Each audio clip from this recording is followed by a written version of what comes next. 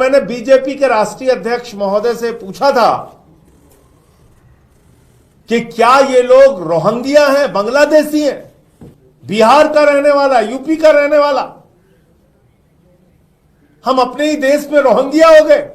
जल का मुद्दा उठाया, यूपी बिहार के लोगों का मुद्दा उठाया, तो अब इस बात पे लग गए कि इनको ही सबक सिखाओ। सबके वोट कटवा कटवा के चुनाव जीतना चाहते हो। आप मेरी पत्नी का ही वोट कटवाने के लिए एप्लीकेशन दे आए है, लेकिन अपनी हरकतों से बीजेपी बाज नहीं आ रही है। उसी चोर दरवाजे से वोट कटवा के चुनाव जीतने की भारतीय जनता पार्टी की मुहिम को भारतीय जनता पार्टी पूरी तरीके से दिल्ली में चुनाव हार रही है। मतलब अपने गुनाहों पे जश्न कैसे मनाना है, यह कोई भाजपाइयों से सीखे, जो कहते हैं हमारा सीना 56 इंची का है और 156 इंची का है और हम तो भगवान के अवतार हैं, इंसान है ही नहीं है। उनके राज में 10 साल से घुसपैठिया बांग्लादेशी, तो तुम्हारा गुनाह, तुम्हारा अपराध, तुम्हारा पाप, और खुद ही जश्न मना रहे हो उस पर। तो मतलब सभी पत्रकार बंधुओं को नमस्कार। आपको याद होगा कि संसद के अंदर मैंने ये सवाल उठाया था कि भारतीय जनता पार्टी दिल्ली के अंदर हमारे पूर्वांचल के भाइयों का वोट कटवा रही है, यूपी बिहार के लोगों का वोट कटवा रही है, वर्षों से दिल्ली में रहने वाले लोगों का वोट कटवा रही है, और ये एक प्रकार का चुनावी घोटाला करके चुनाव को जीतना चाहते हैं। और मैंने नाम पढ़ा था संसद में, राम सिंह जी का नाम पढ़ा था, राम जी का नाम पढ़ा था, छोटेलाल वर्मा का नाम पढ़ा था, सारे नाम पढ़े थे। और मैंने बीजेपी के राष्ट्रीय अध्यक्ष महोदय से पूछा था कि क्या ये लोग रोहिंग्या हैं, बांग्लादेशी हैं, क्योंकि बीजेपी के राष्ट्रीय अध्यक्ष ने कहा हम बांग्लादेशियों का नाम कटवा रहे हैं, रोहिंग्याओं का नाम कटवा रहे हैं, पूर्वांचलियों का नाम कटवा रहे हैं। तो 30-30 साल, 40-40 साल से दिल्ली में रहने वाले हमारे यूपी बिहार पूर्वांचल के भाई, वो अपने ही देश में बांग्लादेशी हो गए। वो हमारा झारखंड का रहने वाला भाई, बिहार का रहने वाला, यूपी का रहने वाला, हम अपने ही देश में रोहिंग्या हो गए। और जब मैंने उनको रंगे हाथों पकड़ा भारतीय जनता पार्टी को, और एक एक नाम मैंने पढ़ के बताए, तो उससे भारतीय जनता पार्टी बौखला गई। और आपने देखा होगा कि उसके बाद पूरे दिल्ली में इन्होंने एक अभियान चला दिया नाम कटवाने का, और इन्होंने कहा कि संजय सिंह को भी अब सबक सिखाना है।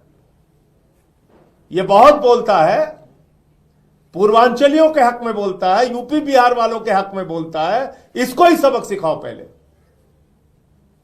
तो उन्होंने क्या किया कि नई दिल्ली विधानसभा क्षेत्र में, जहां के विधायक श्री अरविंद केजरीवाल जी हैं, वहां पर हमारी पत्नी अनीता सिंह जी का नाम कटवाने के लिए एप्लीकेशन दे दी, और एक बार नहीं दी, 2 बार दे दी। 24 दिसंबर को और 26 दिसंबर को। हमारी पत्नी अनीता सिंह जी जौनपुर की रहने वाली हैं, ये भी पूर्वांचल से हैं। मैंने पूर्वांचल का मुद्दा उठाया, यूपी बिहार के लोगों का मुद्दा उठाया, तो अब इस बात पे लग गए कि इनको ही सबक सिखाओ, इनकी पत्नी का ही वोट कटवा दो, तब इनको अकल आएगी। ऐसे मत करो बीजेपी वालों, नड्डा साहब, ऐसे तो मत कीजिए। इस तरह से तो दिल्ली के अंदर चुनावी घोटाला मत करो भाजपाइयों, इस तरीके से तो चुनाव मत कराओ तुम। सबके वोट कटवा के चुनाव जीतना चाहते हो। जब अरविंद केजरीवाल जी के क्षेत्र में एक सांसद की पत्नी का जो पूर्वांचल की रहने वाली है उनका वोट आप कटवा रहे हो। तो अब यह बात पूरे दिल्ली के लिए स्पष्ट हो चुकी, मेरा दावा, मेरा कथन, मेरा मुद्दा 100% सही था कि पूर्वांचल के, यूपी के, बिहार के लोगों के वोट भारतीय जनता पार्टी कटवा रही है। आप मेरी पत्नी का ही वोट कटवाने के लिए एप्लीकेशन दे आए। 2 बार 24 दिसंबर और 26 दिसंबर। मैं जिस महिला की ओर से एप्लीकेशन पढ़ा उनका नाम नहीं लेना चाहूंगा, लेकिन उनकी डिटेल मैं चाहूंगा कि आप लोग खुद से पता कीजिए कि वो कौन है जिन्होंने ये एप्लीकेशन दिया। अब आप देखिए, ये अनीता सिंह जी जो हमारी पत्नी है, उनका जो वोटर आईडी कार्ड का नंबर है BTM 220 29 और 35, 220 BTM 220 29 35, BTM 220 2935 और CPWD का सर्विस सेंटर जो है वहां पे इनका वोट पड़ता है। ये पूरी उसकी डिटेल है। और इसलिए मैं मीडिया के बंधुओं से कहना चाहूंगा, आप लोग भी कृपा करके नजर रखिए।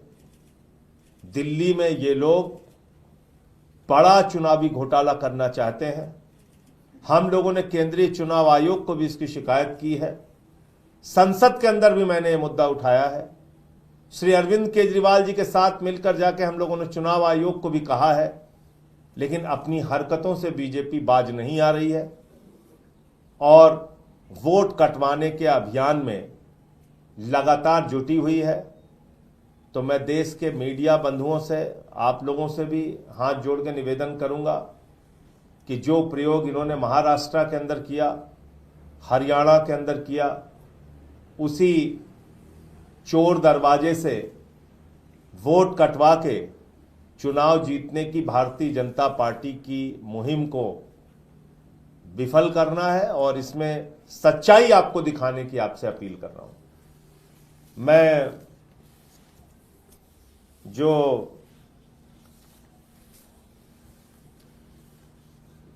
मनोज तिवारी जी हैं उनका एक महत्वपूर्ण बयान जरूर आपको सुनाना चाहूंगा।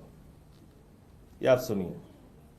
आरकेपुरम के 3800 लोगों के वोट कटवाए गए। वहां के वोटर्स को अपने वोटर आईडी कार्ड के साथ, आधार कार्ड के साथ मैंने मीडिया के सामने रखा और वो सारे के सारे हिंदू थे। अब कह रहे वो बांग्लादेश से हैं, यूपी के, बिहार के, दिल्ली के, हरियाणा के रहने वाले लोग। मैं यहीं से चलना चाहता हूँ। मैं यहीं से चलना चाहता हूँ जहां ये चले। अगर ये आरोप सत्य कर दे तो मैं राजनीति से इस्तीफा दे दूंगा। ये टोटल आम आदमी पार्टी का एक झूठा नैरेटिव है जो बिल्कुल नहीं हो रहा है, बल्कि ये लोग कटवाते हैं। हमारे डिलीशन के लिए नाम दिए गए, क्या डिलीशन के लिए नाम दिए? ओनली इलीगल घुसपैठिए की जहां बात हो रही है। सुनिए, क्या उसमें हिंदू थे या रोहिंग्या थे?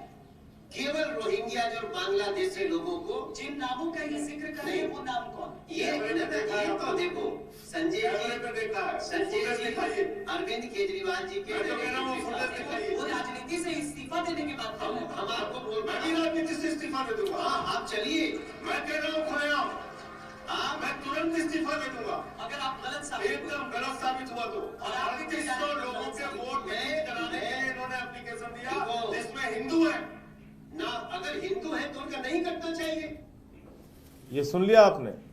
ये मनोज तिवारी जी भारतीय जनता पार्टी के जो सांसद हैं वो कह रहे हैं कि जिसका एप्लीकेशन दे रहे हैं, जिनका नाम कटवाने के लिए हम लोग अभियान चला रहे हैं भारतीय जनता पार्टी की ओर से, वो घुसपैठियां हैं, रोहिंग्या हैं, बांग्लादेशी हैं। और मैं चिल्ला चिल्ला के कह रहा हूं कि वो हिंदू हैं, यहीं के रहने वाले हैं, यूपी बिहार पूर्वांचल के लोग हैं। तो मैं आज मनोज तिवारी जी से पूछना चाहता हूं, क्या मेरी पत्नी जो पूर्वांचल की रहने वाली हैं, जौनपुर की, ये रोहिंग्या हैं, बांग्लादेशी हैं? कैसे इनका नाम कटवाने के लिए एप्लीकेशन पड़ी, कैसे पड़ी एप्लीकेशन? तो इसलिए भारतीय जनता पार्टी पूरी तरीके से दिल्ली में चुनाव हार रही है, इसलिए सारे गलत हथकंडे अपना के वो चाहते हैं चोर दरवाजे से घोटाला करके चुनाव जीतना। और इस बात से इस घटना ने बीजेपी को बेनकाब किया है और मैं समझता हूं कि चुनाव आयोग भी इस बात का संज्ञान लेगा कि ऐसे जो बड़े पैमाने पे वोट कटवाने की कोशिश की जा रही है और टारगेट करके आम आदमी पार्टी के वोटर्स को कटवाया जा रहा है। अब आप समझ सकते हैं कि जब मेरी पत्नी का ही वोट कटवाने के लिए एप्लीकेशन पड़ रही है तो इसका मतलब कि आम आदमी पार्टी के वोटर्स को टारगेट करके पूरे दिल्ली में वोट कटवाया जा रहा है। आपके कोई प्रश्न हो आप पूछ सकते हैं। सर, आपको ये कैसे पता चला कि इनका वोट कटवाने की एप्लीकेशन दी गई है? दूसरा कि इसके पीछे बीजेपी है, इसका कैसे पता चला कि कौन है? देखिए, इस पूरे अभियान में भारतीय जनता पार्टी के कितने कितने लोगों ने एप्लीकेशन कहां कहां दी है उसकी भी डिटेल हम आपके सामने रख चुके हैं। इसलिए मैंने कहा कि जिन्होंने एप्लीकेशन दिया है मैं उनका नाम आपके सामने नहीं लूंगा। मेरी पुख्ता जानकारी है, 100% जानकारी है कि 24 दिसंबर और 26 दिसंबर को एप्लीकेशन दी गई वोट कटवाने के लिए, जिसमें अनीता सिंह जी का नाम है, जिनकी डिटेल मैंने आपके सामने पढ़ के बता दिया। और जिन्होंने एप्लीकेशन दी है, थोड़ा आप लोग भी मेहनत कीजिए, पता कीजिए कहाँ की हैं, कब, क्यों। भाई जब ये वहां रह रही हैं, आप लोग भी आते हैं मीडिया से कभी बाइट लेने, आप देखते होंगे पत्नी वहां रह रही है हमारी, तो फिर इनका नाम कटवाने के लिए एप्लीकेशन क्यों पड़ गई? ये तो सवाल बनता है। और किसने दे दिया एप्लीकेशन? बेवजह क्यों कोई देगा? क्या इंटरेस्ट है किसी का? किसी गैर राजनीतिक व्यक्ति का मैं बड़ी विनम्रता से पूछना चाहता हूं, किसी भी गैर राजनीतिक व्यक्ति का इस बात से क्या मतलब है कि इनका वोट वहां है या नहीं है? उसका क्या फायदा है? क्या फायदा है उसका? तो भारतीय जनता पार्टी तो अभियान चला रही है। मैम, तो तुगलकाबाद के बूथ नंबर 117 का हमने डिटेल दिया था, शायद 117 या 115, जहां पे कुल 1300 वोट है और बीजेपी के कार्यकर्ताओं ने 554 वोट कटवाने के लिए एप्लीकेशन दे दी। तो ये अजीब बात है। कहीं 11,000 शाहदरा में दे रहे हैं, कहीं कुछ दे रहे हैं, कहीं हजारों हजार नाम कटवाने के लिए आप एप्लीकेशन दे रहे हैं। अब अगर हम लोग सजग ना रहें तो आप तो हमारे घर के ही वोट कटवा देंगे।